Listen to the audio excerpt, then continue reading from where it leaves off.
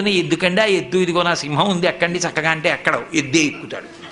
ఆయన ఎద్దెక్కేది అమాయకుడు ఎక్కడు. వృషభము దేనికి సంకేతం అంటే ధర్మానికి సంకేతం. ఆయన ధర్మాన్ని ఇష్టపడతాడు. ఆయన భక్తులకు ధర్మమునందు అనురక్తి కల్పిస్తాడు. అటువంటి పరమశివ తత్వాన్ని మార్చి మాట్లాడి ఎందుకమ్మా ఆయనతో పెళ్ళేమిటమ్మా నా మాట విని విడిచిపెట్టు అని, నేను చక్కగా చూడు ఎంత యవ్వనంలో ఉన్నానో, నీకు తగినటువంటి వాణ్ణి కాబట్టి నన్ను తగిలి నీవు నా వెంట చనుదెమ్ము వనటకుంద నేత్ర వనజనేత్ర, నన్ను తగులుకుని నాతో వచ్చేయి, వదిలేయి తపస్సు అన్నాడు. విందావిడ వీడట బ్రహ్మచారియట వీనుల పెట్టగరాని మాటలే ఆడుచునున్నవాడు నమశివాయయుండు ఆడగరాదు.